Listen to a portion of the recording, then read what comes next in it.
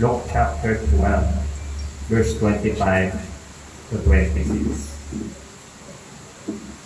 Luke chapter 12, verse 25 to 26. Yeah.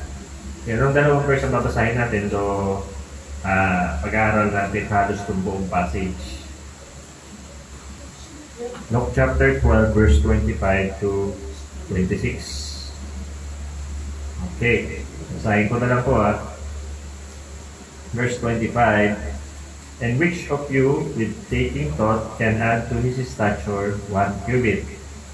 If ye then be not able to do that thing which is least, why take the thought for the next? So tayo po ay manalangin, manaming Diyos. Salamat po at maayos po ang lagay ng bawat isa. Dumaan ng bagyo, maraming pong mga namatay, maraming sira, ng mga napahama. But we thank you, God, kasi sa amin, ayos kami. Narito pa kami sa bahay-sambahan. Ngayon, mag-aaral pa ng salita mo. We don't deserve this kind of blessing of safety, pero pinagkaloon mo sa amin. Kaya salamat, Panginoon, for taking care of us.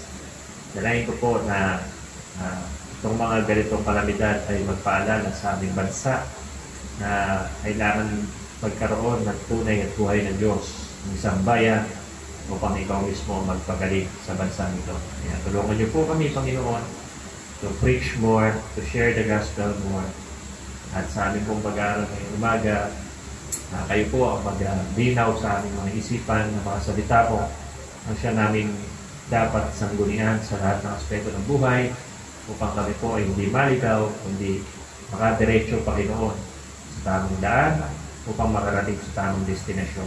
Kaya kayo po ang turo sa amin ngayong umaga, tawarin niyo po ako sa ating mga kasalanan, linisin niyo po ang aming pusong isipan, kami pong lahat, Panginoon, ay kausapin mo at na-encourage, na-empower sa aming pag-aaral na ito. Hatan niyo po kung may parating pa lamang at gawan niyo po sa amin ang wisdom in Jesus' name. Amen. Okay. Luke 12:25-26. Our message is entitled Control Freak. Control Freak. Ito kasing passage na binasa natin. Pagkamat ginagamit ito madalas about faith sa provision ng Panginoon. Pero ito pong binasa natin is somehow tingnan natin na ito kasing mga tinuturuan ni Jesus Christ in this matter ay gusto nila ng security. Okay? At yung security, lahat ng tao hinahanap yan. Lahat ng tao gusto niya. Lahat ng tao gustong makasure, makasigurado, makasecure na meron po sila ng mga basic needs and basic necessities na meron tayo sa araw-araw. At kailangan masecure yung. Kaya may mga tao na ayaw pang magkasawa dahil hindi sila financially secure. May mga tao naman, kaya sila nag-aaral because they want a good job, a decent job, para magkaroon ng security on their finances and security for their living. At wala po taong ayaw ng security. In fact, kaya nga natin ginagawa halos lahat ng bagay para makatiyak tayo. But there are many things in life na wala kong katiyakan. At kaya natin gusto ng katiyakan, it is because we want to control. We want control on everything. Gusto natin everything will be under control natin. Okay? Bakit mo gustong may ipon ka? Di ba kaya mo gustong may ipon ka? Para makasigurado ka na sa future, may mahuhugot ka. Doon hindi ko lang alam kung meron may ipon sa inyo. Sa tindahan siguro marami. Mga number 1 investor na Shopee at Lazada. Walang ipon. Pero kaya nag-iipon ng isang tao kasi gusto niya ng seguridad sa hinahanap. At sino ba naman ang ayaw ng seguridad? Kasi kaya natin gusto ng seguridad sa hinaharap dahil gusto natin, kontrolado natin kahit pati yung bukas. In future, gusto ko pagdating ng araw, ganito gagawin ko. Ganito, bibilihin ko ito. Gusto ko makatiyak. Tira niyo yung mga sumasali sa mga contest, sa mga talent contest, ang lagi nila yung sinasabi, makatulong sa pamilya mo. Because they are searching, they are looking, they are seeking for security. At hindi naman mali yun. But, there is a tendency na sa kakahanap ng security, gusto natin, hawak natin ang gamepad. Alam niyo yung gamepad? Clyde, alam niyo yung gamepad? Controller. Kapag pinindot mo, susunod yon sa direksyon na nais mo. At yan po yung nagagawa na meron kang isang bagay na pang-control. But you know what? Our life cannot be controlled by us. Amen. No matter how hard you try to controlin ang buhay mo, may mga bagay pa rin na beyond your control. But there is someone that really controls everything. And I don't know kung meron pa ditong hindi alam yun. Pero nakalulungkot sa buhay natin, gusto nating agawin yung remote doon sa may hawak na siyang mas nakakaalam. Mas gusto nating kontrolin yung sarili natin sa sarili nating paraan ang ating buhay kaysa sa may gawa ng buhay na ito. Okay? Now, do you know someone who is a control freak? Ito yung gusto niya, lagi siya yung batas. Siya yung nasusunod. Siya yung nagdidikta ng gagawin. Pag hindi nangyari gusto niyang mangyari, magagari. Oh, may naisip kayo? Ha? Oh, ba't pula yung binili mo? Sabi ko, red. Ayaw niya ng pula. Gusto niya rin. Ano ba yung control freak? A person determined to micromanage every detail of life at home, at work, and at church. Micromanage. Gusto niya, everything is his own control. Yang hininga mo, dapat kontrolado ko yan. Yang buhay mo, kontrolado ko yan. Yang isusot mo, kontrolado ko yan. Yang gagawin mo, kontrolado ko yan. Yang oras mo, kontrolado ko yan. Somehow, tinan nyo, may mga pag-control naman talaga na necessary sa atin. Kaya ng self-control. Diba? Dapat ikaw nagpo-control sa sarili mo at hindi ang kaaway. Isa yan sa fruits of the Spirit. Pero, pansobra naman, dun nakakasama ang self-control. Kasi, meron kang self-control, but you also want to control others' lives. At pag sobrang gusto mong kontrolin yung buhay mo, meron kang natatapakan at naaagawan. Okay? But outside attempts and control are pathological, rooted more in anxiety than any kind of lust for power. Yan naman ang isang perks kasi na may power. Control. Yan mo. Minsan, kagawad pa lang, buklungan na lang yan pa. Pag nanood kayo ng mga tulpo-tulpo na yan, minsan, police. SPO pa na. Kaya kung makasta na, kala mo, isa ng hari. Yun nga, kagawad pa lang. Nasagi si kagawad. Sabi, hindi mo ba alam kung sino ko? Wow. At isa kasi sa nadadala ng power ay yung pag-control. If you have power, you can control other people. Now, tayo bilang Kristiyano, we are not bound to control. Bakit tayo hindi pinagkatiwalaan ng Panginoon na mag-control ng lahat? Kasi alam ng Panginoon na may weakness tayo. Sa buhay ko, kung ako nag-control ng buhay ko, wala. Minsan nga ito, aminado tayo siguro lahat dito. Yung nagmarunong ka kay Lord. Yung nag-decide ka nang hindi ka nagtanong sa Kanya, hindi ka kumonsulta sa Kanya. You just decided that you think this is the right thing to do, and what happened? Failure. At tong failure na, parang si Lord pa yung may kasalanan. Lord, bakit gano'n? Nagtanong ka pa. Yun nga eh. You try to take the wheel. Hindi mo naman alam kung saan lahat ng destinasyon. Hindi mo naman alam kung saan lahat ng daan. Kaya lang si Lord, dahil siya may gawa ng lahat, alam niya ang pasikot-sikot ng buhay. Alam niya ang pasikot-sikot ng mundo. Kaya ito nangyayari. Being a control freak leads only to frustration and difficulty. Madalas yung mga taong makag-control or yung tinatawag ding manipulator. Pag hindi sila nasusunod, makaliban sa nagagalit sila, nagkakaroon din sila ng mataas na pride.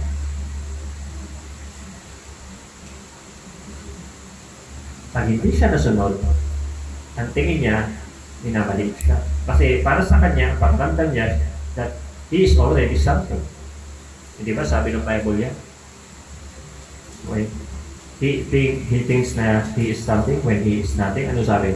He deceived himself.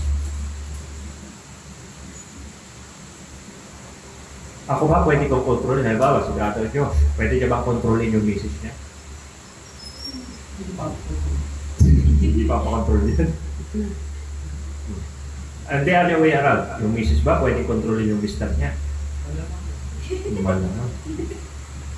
Dahil kang hindi, may consequence.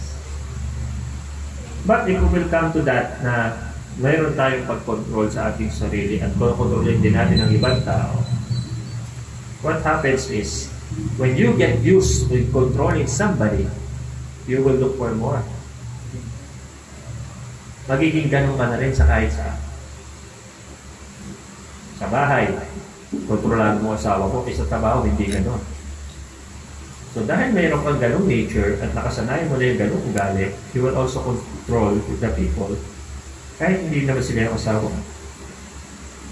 At ito pa, dahil ang tingin ng isang control freak, powerful na siya, kahit hindi niya nakaya, pipilitin niya.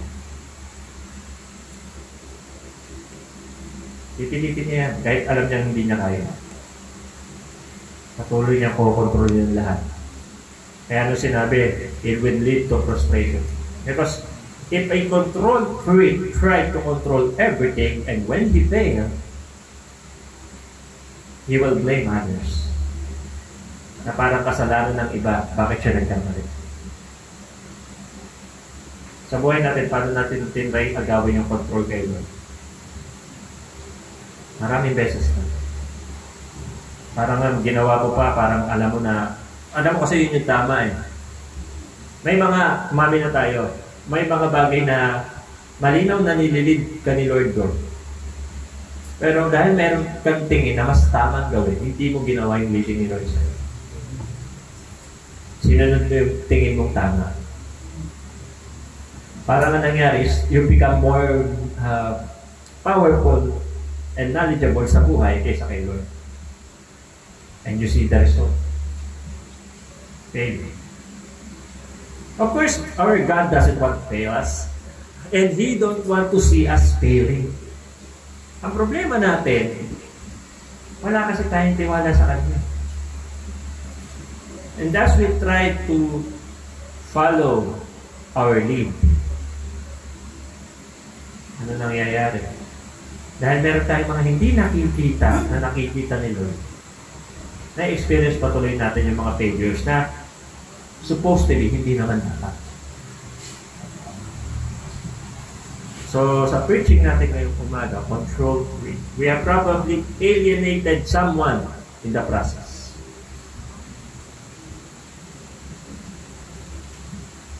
Ang bagyo, sino nag-pray? Amen. Lord, magka-kuryente na. Yung mga wire na kuryente namin, nag-aabi din nililipad kagabi. Pero hindi naman namatay yung kuryente namin. One time lang nag-fluctuate and then after, tuloy-tuloy pa rin may kuryente. Yung wifi namin, pinapaypay din. Kaya humihina-hina. Pero yun, may wifi ka rin.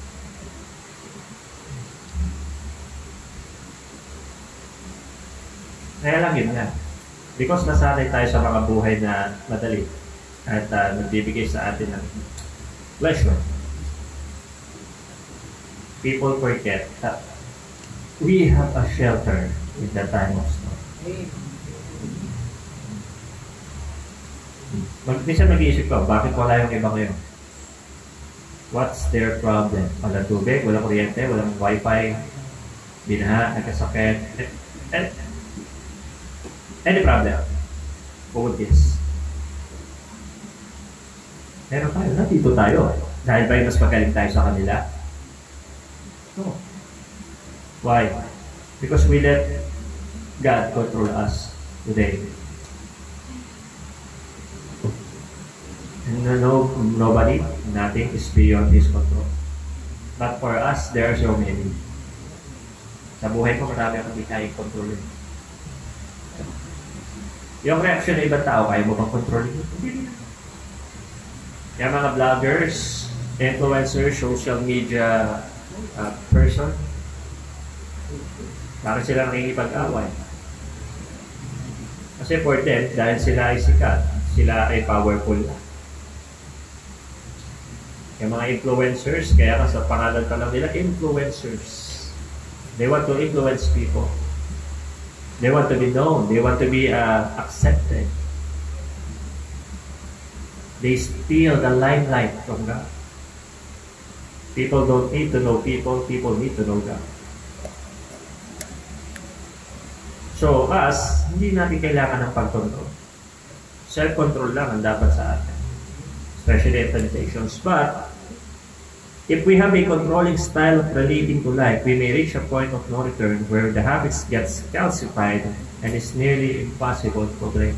Pag isa kang taong mapag-control or manipulator, hindi ka pwedeng enhancer, hindi ka pwedeng editor. Oh. Okay, ako na tumawa, bagal mo. Ano ka ba, Clyde? Mag-water divination nga tayo mamaya.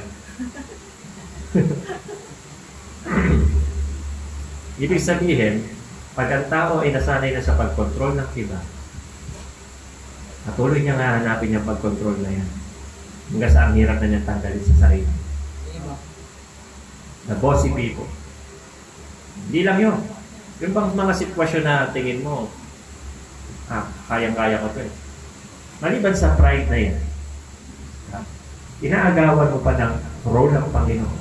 Ito pa, pag ikaw ay control freak na tao, marami kang taong nasasagasa at pasasaktan na hindi mo alam. Kasi may mga tao na hinahayaan ka na lang. So, paano ba malalaman kung control freak ako? Gusto ko nang control ako. Paano bagay ko? Okay? Paano ko malalaman ako ay isang control freak? Madalas inaagaw ko yung control sa Panginoon. Paano ko malalaman niya? Unang bagay is taking on matters by own terms. Taking on matters by own terms. Na aking inaharap yung mga bagay sa sarili kong paraan. Sarili kong patayan. May mga bagay dito sa Luke chapter 12. Sabi niya Panginoon sa mga disciples niya, and He said unto His disciples, therefore I say unto you, take no thought for your life, what ye shall eat, neither for the body, what ye shall put on. 22 yan. So, tinuturuan ng Panginoon yung mga disciples about how He provides for His people. Kasi ang tao, alam na ng Panginoon na ganito sila. Nakala nila lagi silang may magagawa. Akala nila sila ang gagawa. But actually, may tama naman doon. Kasi may dapat gawin ng tao. Ano yun? To have faith in God. Yun nga lang actually ang gagawin ng tao. Walang kahirap-hirap. Sabi ng verse, magkagayon, sinasabi ko sa inyo, huwag niyong intindihin ang buhay niyo. Bakit hindi ko intindihin ang buhay ko? Buhay ko to eh.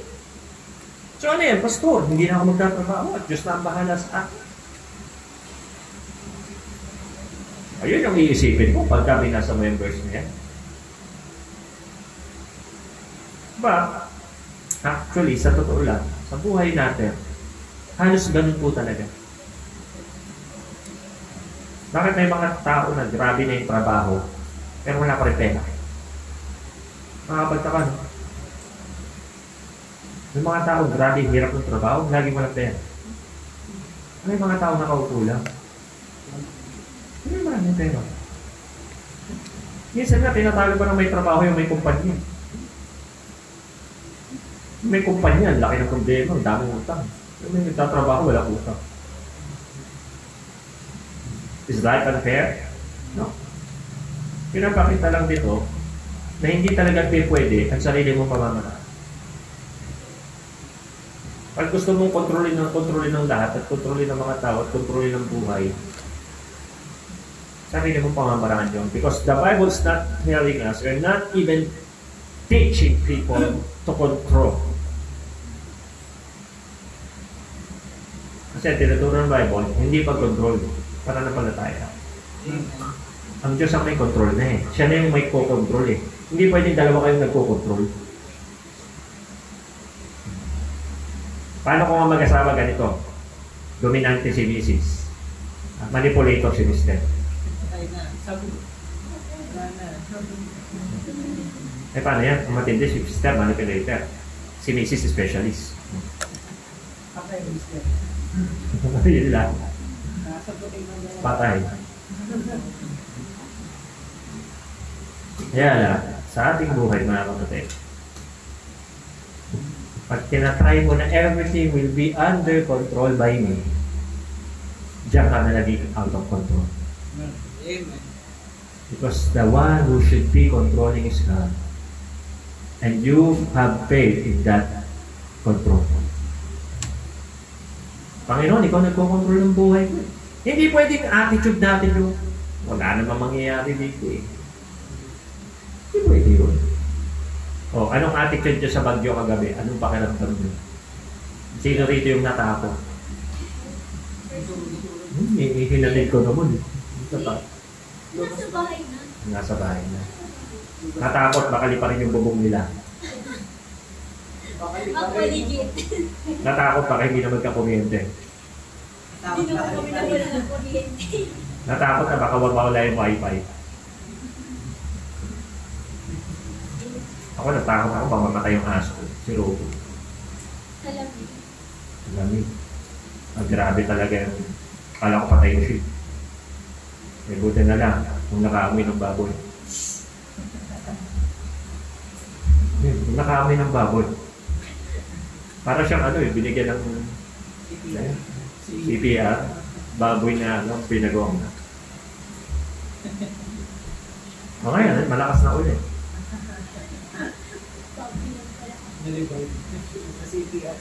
Kaya na sa buhay, dapat tanggap mo na pwede may mawala anytime. Amen. Kasi hindi mo naman control yun. Like, money, hindi mo control lahat yan. Kahit kaya makarami pera ko sa isang gising mo lang.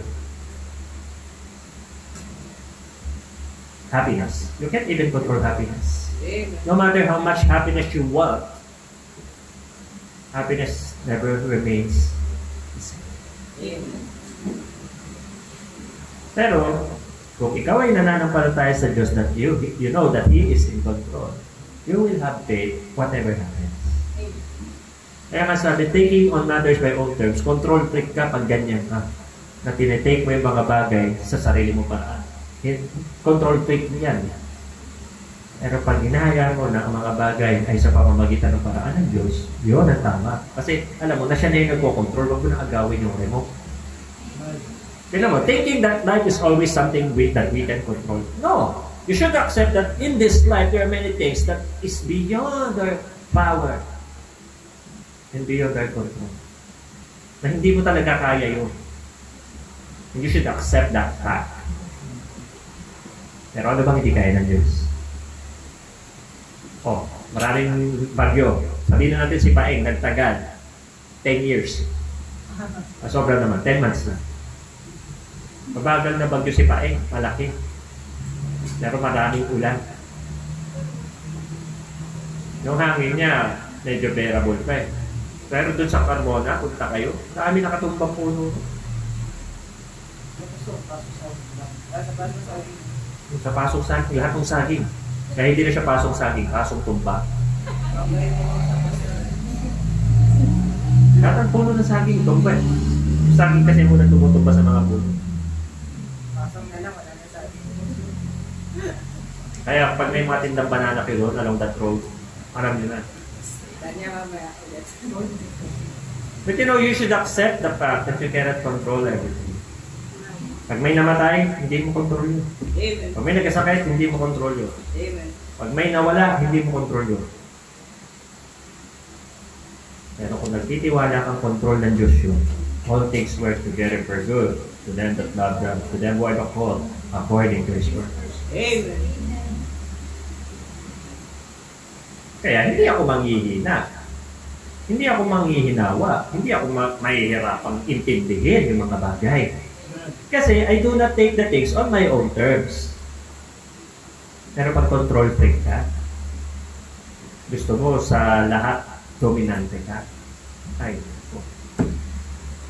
hindi ka magiging maligaya habang buhay mo. Kasi lagi may mga hindi mo makokontrol at madidisappoint ka na. Amen. Number 2 to that is thinking that we are always able. Nakakala natin laging may kakayanan tayo. Sige nga, kain nga tayo sa Sangyupan niya sa 199. Sinong may kakayanan? Sino walang kakayanan? Kaya yung umubos. Pero wala. Kasi pag kinakala mo na kaya mo na, hindi, magaling ako, marunong ako magdala. Huwag akong titiwala sa galing mo. You trust in the Lord with all thy heart and lean not unto thine own understanding. Amen.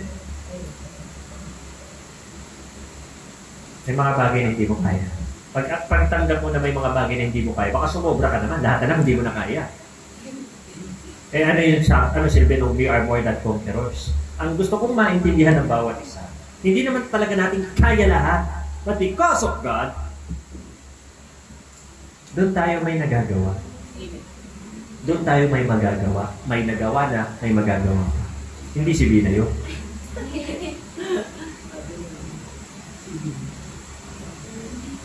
Yan ang tama mindset eh. Wala akong nagagawang kahit ano. Sa Diyos na, kaya may ano. Amen. O, hindi control freak ang tawag sa'yo. Kasi you don't take matters on your own terms. You take matters on God's terms and God's ways. Kaya tutuloy ako sa buhay. Uy, Clyde, ba't mo na kayo sa buhay? Pero lagi kang walang pera. Yung bike ko, walang preno. Lagi kang walang pera, pero lagi ka nasa Las Piñas. Ay, Yun na ba? kaya walang pera. Parang Kaya walang pera.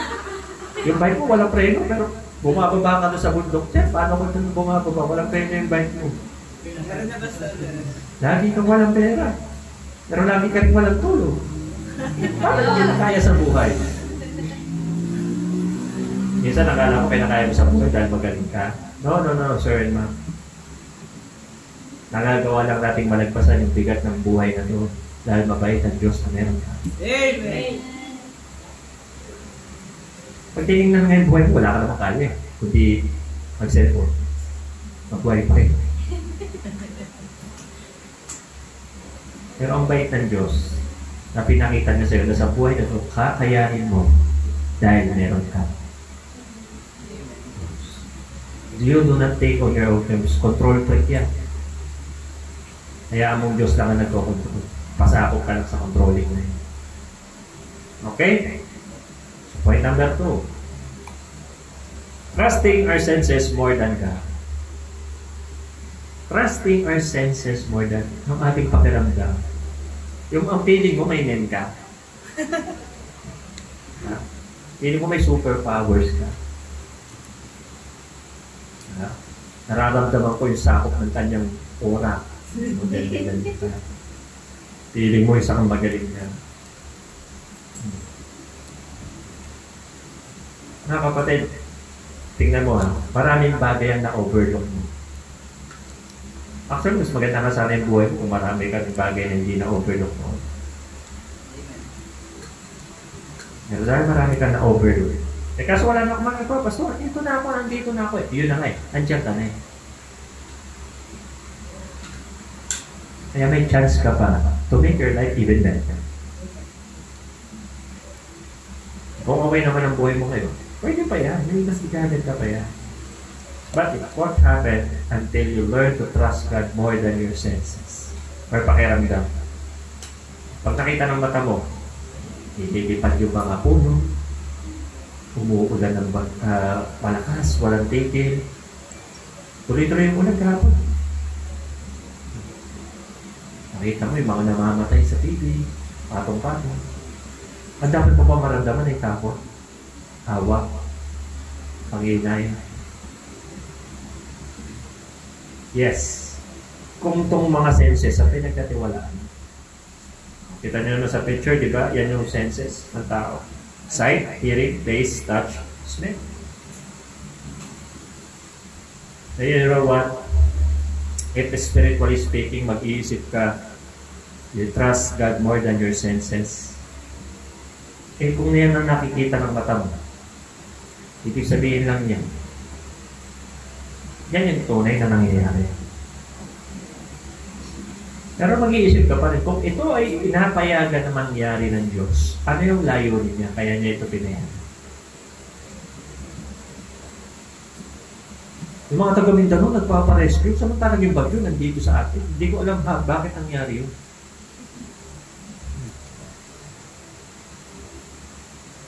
Kagabi, alas 8 yung mata ng bagyo. Nandito sa atin. Nasa bahay yata ni Clyde. Andito sa atin, actually, andito sa atin. Binisita ang General Mariano Alvarez.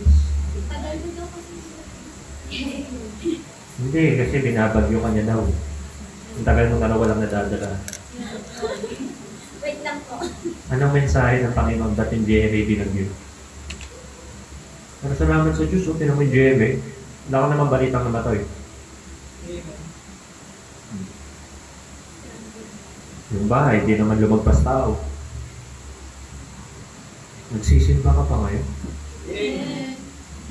Eh kung ginamit ko yung mga ay ako, hindi mo na ako magsisimba, baka ubulan na ako. Baka mamaya, yung mindset ng iba, kaya wala. Ay, uulan yan. Tinan mo, makulim din mo. Uulan yan.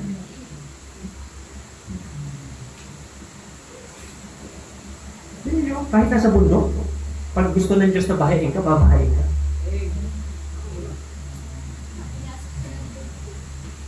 Kung sino yung nasa baba, siya hindi binaha. Yung nasa bundok, binaha. Isipin mo, paano nangyari yun? Pag pumunta ka sa bahay nila, akit ka ng bundok eh. Yung mga sasakyan na nakapaganon para makapunta eh. Pero binaha sila. Ikaw na nasa patag, hindi. Kung ginamit mo yung mata mo, kung ginamit ni Eileen yung mata mo, ako, may baha-bahang konti, hindi mo na ako magsisipa. Ano kaya nangyari? Mga kapatid kasi, pag lagi mong pinagkatiwalaan yung mga bagay na nakikita, naririnig, nararamdaman mo, tinan mo yun, pag naririnig, yan, delikado yan. Pag may naririnig ka, tapos, sinong palatayanan mo yun?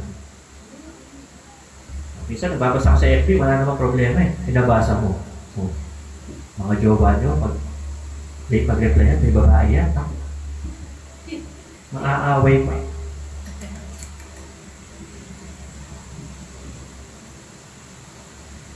Taway magkapatid ko. Ito si Ana rin, wala pa dapat love life. Hindi pa rin. Alam mo, Ana, hindi kita makikilala kahit nakakas ka. Ayan, tinan nyo. And which of you taking thought can add to his stature 1 cubit if you then be not able to do anything which is this by thought for the rest? Yan yung teksto natin. Kung wala naman pala kayong ambag o madadagdag sa kahit konti, bakit ka pa nag-iisip yung napakarami? Ay, kailangan ko ng insurance, ganito, ganito. Ay, kailangan ko ng ganito, ganito. Nakakaisip mo, hindi na natanggal yung stress mo. Tapos nagtatrabaho ka, ito ngayon, maraming mga ex galing dito, mga ex-member dito, nagtatrabaho. Puro sila reklamo. Nagreklamo na yung sahod mo, dumaan na. Kita nga tayo. Yung gagawin natin sa'yo, gusto mo yung sahod, dumami. Kahit malayo mo sa Panginoon, pagpalain ka ng Panginoon. Anong klaseng mindset yan? Pinili mo yung daan mo eh. Hindi mag-tiis ka dyan. Hindi pwede pinili mo na ngayon daan mo, pinagpala ka pa ng Diyos. Ang pinili mo yung daan mo, bahala ka pagpalain yung sarili mo. Ang pinili mo ang daan ng Diyos, edi Diyos ang magpapala sa iyo. Ganun kasimple. Hindi hirang tao kasi ang mindset. Kahit hindi kita pinili ng Diyos, pagpalain mo ko ha. Hindi ba naman ang sikmura? Pagpapala lang ang Diyos, ang pinili mo yung daan ng pagpapala niya. Kaya nga you don't trust your senses. Oh, nananahimik kayang people, nakakita ng pogi. Iniwan ang gawain. Oh, what will happen? Do you expect something great to happen? Iwan mo gawain, magdurusa ka. Hindi dahil gusto ng pastor na magdurusa ka, kundi yun talaga ang mangyayari sa. In fact, ayoko eh. Malis ka dito, tapos nagdurusa ka. Kaya lang, sa piling ng Ama, pag inalis ka doon, umalis ka doon, magdurusa ka. Dahil sa piling ng Ama, ang pinaka-safe, ano ba? And then finding an easy way out, ito problema. Masyado tayo napupuno ng anxiety kasi gusto natin matapos agad yung mga problema. Gusto natin yung madali ang solusyon. Bakit tumataya ang napakarami nating kababayan sa loto? Kasi gusto nila ng napakadaling daan para yumaman. Bakit gusto yumaman ng tao? Dahil gusto nila ng mas komportable buhay. Bakit mas gusto nila ng komportable buhay? Sino ba naman ang ayaw? Sino yung gusto manatiling maghihirap habang panahon? Bagamat masarap ang tuyo at kamatis. Pero yun araw-araw, sakit sa bato abot. Pagkakasalang ka, sasabihin sa'yo, alam mo, Annalie, iibigay ko sa'yo yung buko ko. Mga pinakako sa'yo. Bye! Ay, natutuparin niya na daw.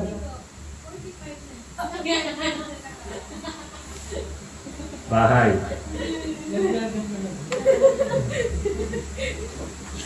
Bahay kalapati. Gusto natin takasan ng madali. Tingnan nyo, pag mayroong traffic, maghahanap ng shortcut. Pag may pila sa grocery, hanapin yung pinaka-maiksi. Pag may exam, hanapin ang pinakamatalinong kaklase. Gusto natin lagi yung instant, yung madalian, yung easy. But there are things in life that there's no easy way out. What we should be looking for is the right way out. Iba naman ito, hirap ng buhay. Lagi upos sa pera ko pa talas fitness. Okay, maganda gawin. Pag nag-bike naman ako, mukha naman akong timang. Pag nagkita kami, dihulas na ako. Okay, maganda gawin. Okay, maganda discount. Minsan kakaisip natin ng paraan na gusto natin. Iniisip ko na pati mga paraan na wala ka naman magagawa. Hindi ba piling nagpapaka-superhero ka? And you're finding the easy way out. Minsan yung easy way out, that is the wrong way. Amen. Mali yung daan. Ay, alam ko na, may makakatulong ko sa pamilya ko pag nagtrabaho ako ng Sunday. Naunawaan naman ni Lord yan. Para sa pamilya ko naman, hindi naman para sa sarili ko. Okay, pag sinabi mo para sa sarili, para sa pamilya mo yan, para sa sarili mo yan. Kasi pamilya mo yan. Saka isa pa, yun yung way mo para ma-please yung sarili mo. Sa nakakatulong ako sa pamilya ko, masaya ako. Kahit talo-talo si Lord. Napasaya mo pamilya mo, dapat the expense of Lord. What will happen to that? Hindi, maintindihan ng Panginoon yan. Maintindihan ng Panginoon. Pero may pangangailangan din ng Panginoon. Amen. And He deserves it.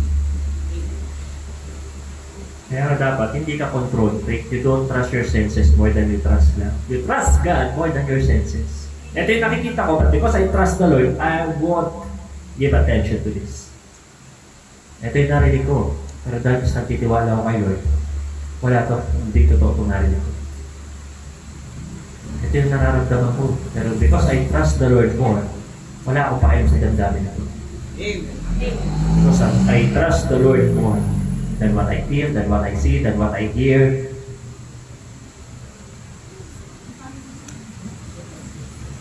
Ang pinagkatiwalaan mo, ito, yung puso mo, higit sa pagkakatiwala mo sa Diyos. Diyan sasablay kasi ang heart deceitful. Wicked pa. Ito yung nararamdaman ko. Ganun yun. Tama itong nararamdaman ko. Hindi lahat ang nararamdaman mo, tama. Hindi rin lahat ang nararamdaman mo, totoo. Minsan yun yung pakiramdam mo, pero hindi yun yung totoo nangyari. You always trust God more than what you feel. God more than anything, any senses we have. Hindi, ito yung nararamdaman mo talaga eh. Tama ito eh. Huwag kang tiwala sa pakiramdam mo. Maraming kuto ang mali. Maraming balak ang sablay. Maraming hangarin ang makasarili. Kaya dapat, magtitiwala kay Lord. Higit sa nakapakiramdam na yan. Thirdly, 40 minutes pa lang ako. Natutuwa si Iso. Troubling ourselves to do much. Yung masyado mong inaabala yung sarili mo, naggawin ng gawin, gawa ng paraan. Kahit minsan, hindi paraan na nagagawa mo. Problema. O, ganito ha, sample. Tingnan mo, magpariban si Princess. Parang gusto ko rin magpariban. Alam ko na makutang mo.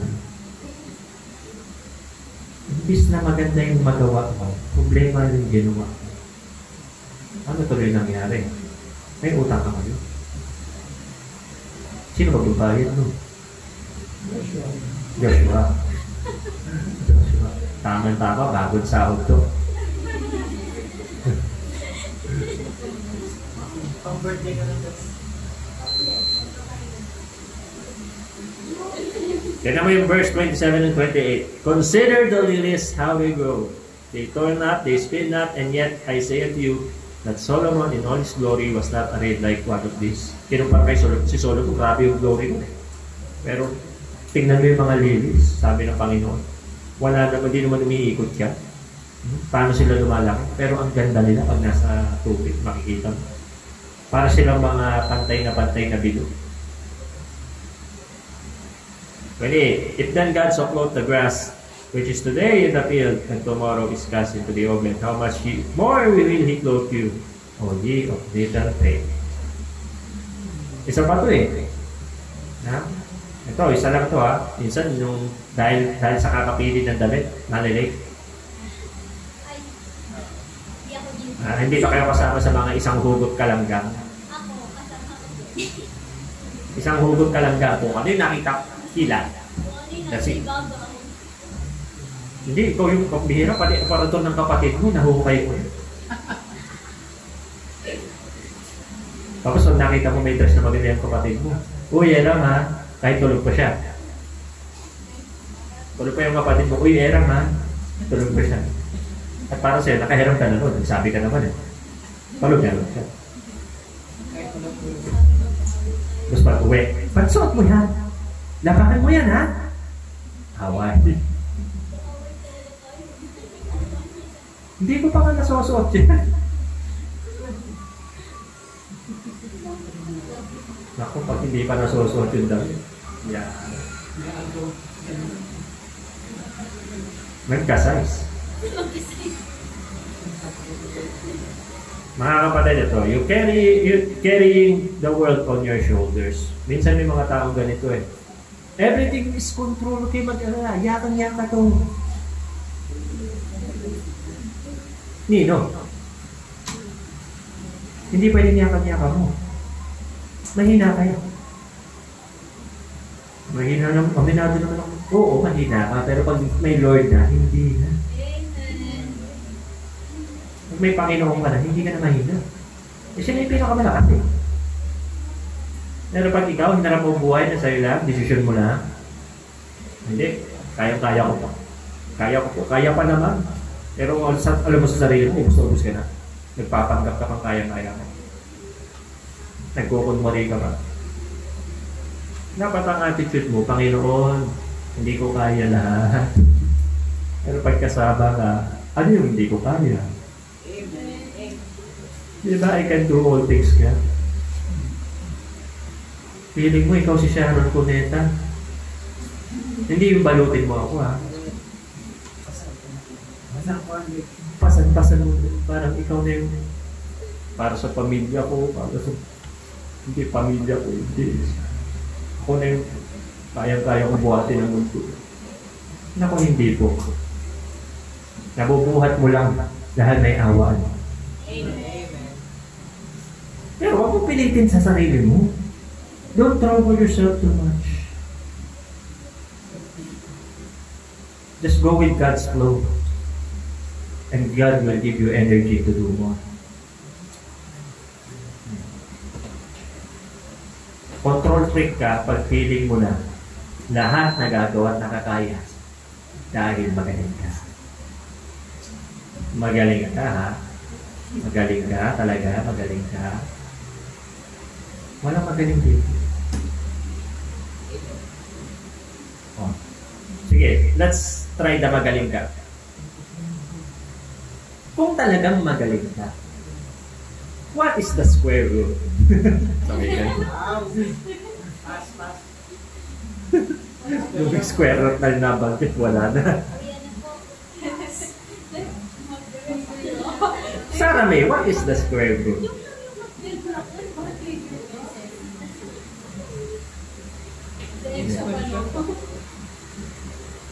Ay, kung hindi ka naman feeling na magaling ka, minsan kasi kahit hindi mo naman feeling na magaling ka, pero lahat pilit mong kinakaya.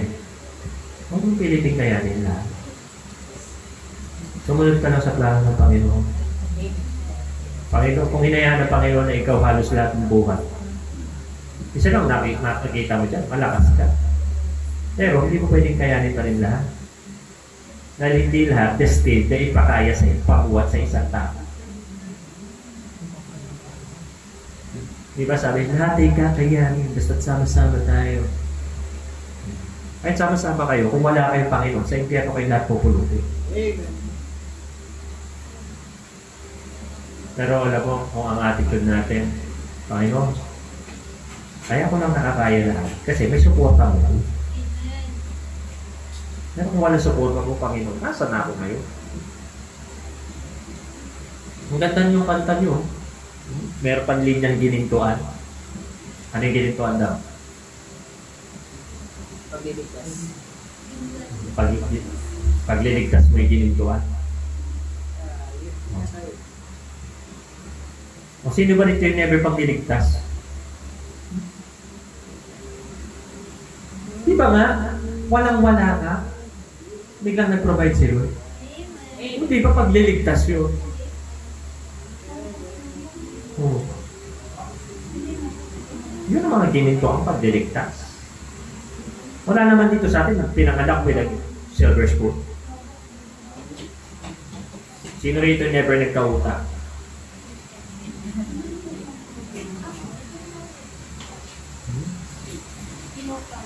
Magkakaroon pa lang. Kung wala palang utang si Eileen, lapitan natin itong lahat. Ayun na yung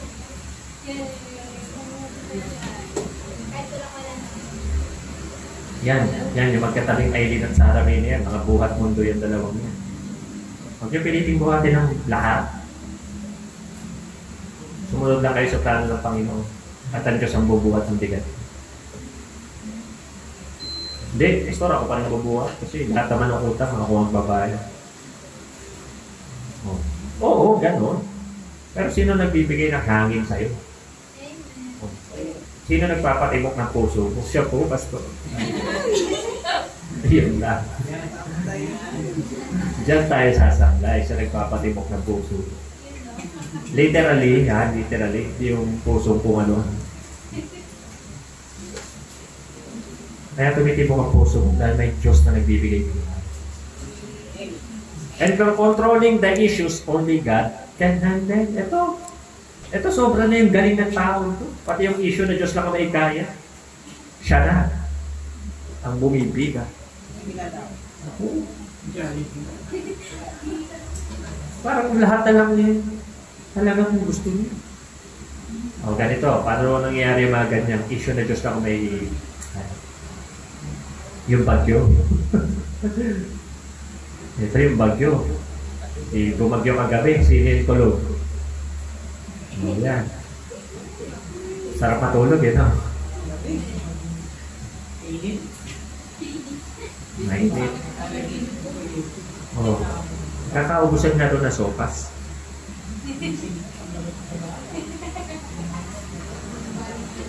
Pero minsan, sa buhay natin, may mga issue na Diyos lang ang may kaya, pero pinipilit mo. Pero sabi ko sa jowa ko, alam mo, ikaw yung nagpatinong sa akin. Legit ba yun?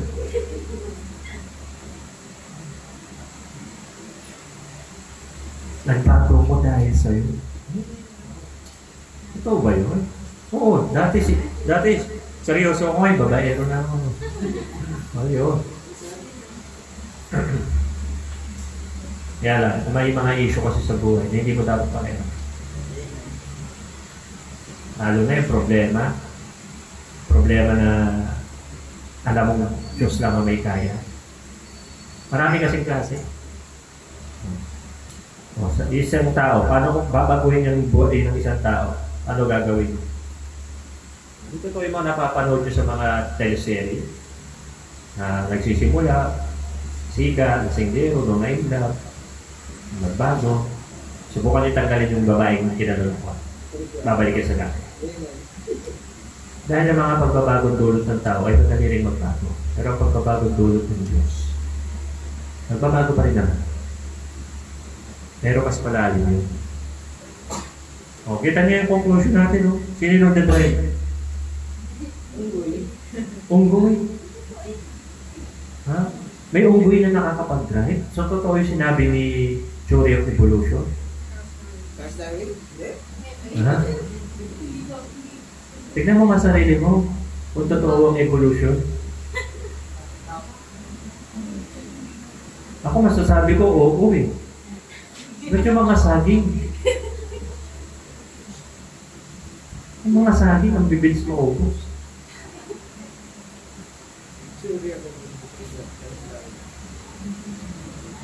Mga kapatid, tanggapin natin na meron tayong hindi ka. Actually, wala talaga tayong kakayanan in totality.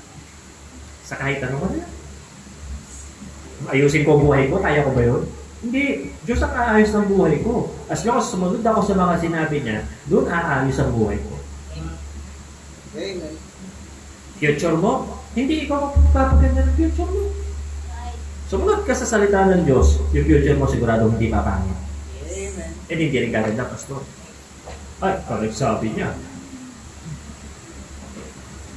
Dagdag mo.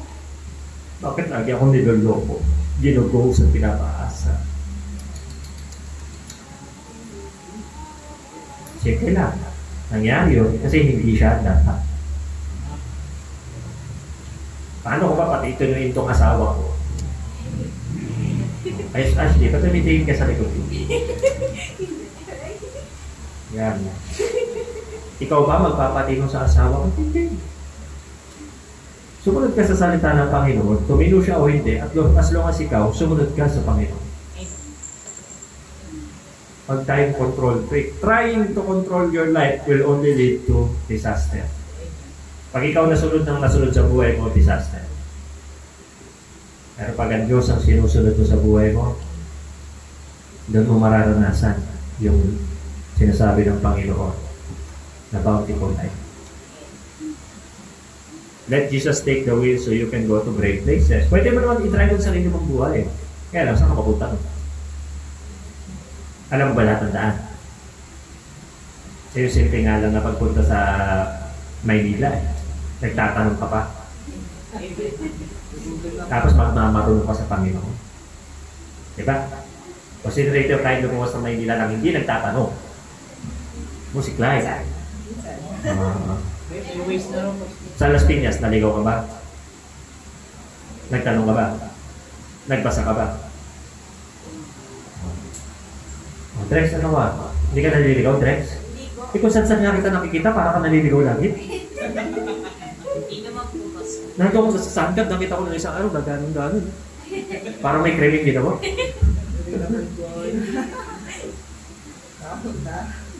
Hindi, kilig aside mga kapatid. Maraming bagay hindi natin alam. Yan ang ilagay natin sa isipan. Maraming bagay ang hindi mo alam. Yun yung nakakatakot, yung pinipilit mong gawin yung hindi mo alam. Kunyari, Sister Annalyn, magandang natin ang bahay natin. Ha, pipinturahan to. Sige, bibili ako ng maraming cutics. Ay, Felix. Kasi hindi na alam kung gagamitin yun. Maraming bagay sa buhay ang hindi mo alam, tanggapin mo na yun. Kaya lang, kahit maraming bagay sa buhay ang hindi mo alam, dahil may Diyos tayong alaman lahat, doon tayo makakagawa ng magandang bagay.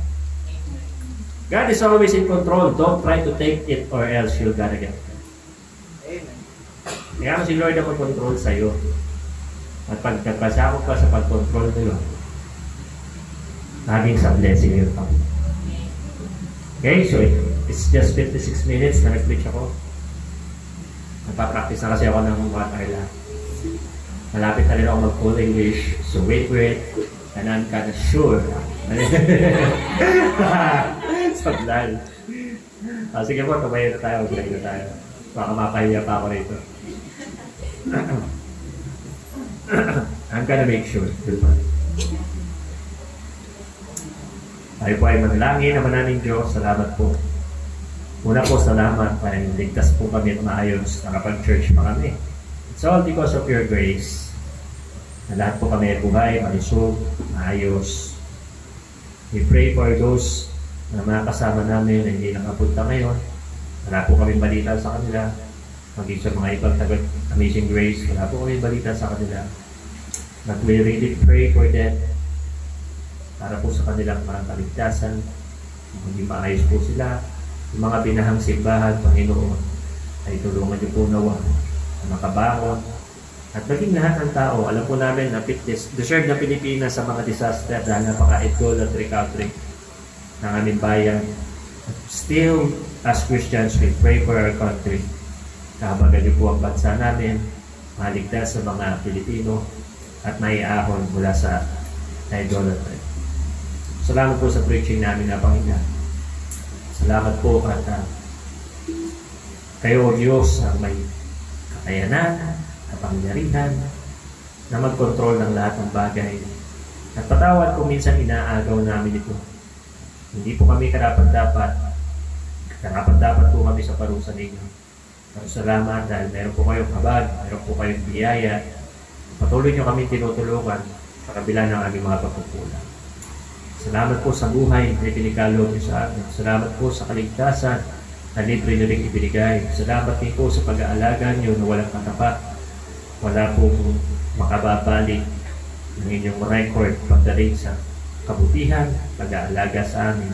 Kahit pawang mga makasalanan o Diyos, ang mga taong katulad namin, ay patuloy po kami pinaligan. Kaya salamat po sa mga bagay na ito. Tulungan niyo po kami na huwag kami maging control freak. Huwag po namin pilitin ang hindi namin kaya. Huwag namin kunin ang hindi para sa amin. Huwag namin agawin ang pag-control na kayo lang may kakayanan at karapatan para po ito sundin at maging matagumpay ang bawat isa. Salamat po uli sa mensaheng ito. Paglayin ko po ng mabaho namin ito sa aming buhay, magawa namin sa aming sarili. At huwag na po maging mga manipulator ng sarili, ng kapwa, ng pamilya, ng asawa, o ng kahit sino, kung hayaan namin na kayo patuloy na mag-control sa aming mga buhay upang makatikim kami ng lubos na tagumpay. Salamat po sa preaching na ito. Dalayan po ang gawain pamamaya, maging ang gawain ng God churches. And we also pray sa aming pong pupuntahang gawain sa bansa. Ay kayo po ang patuloy na magbigay sa amin ng wisdom. Pagpalain po ang gawain sa araw ngayon. At ingatan niyo rin po ang gawain ito. Maraming pang salamat, Panginoon. In Jesus' name. Amen. Praise God now, blessings flow. Praise Him, all creatures here below. Praise Him, heavenly knows. Praise God.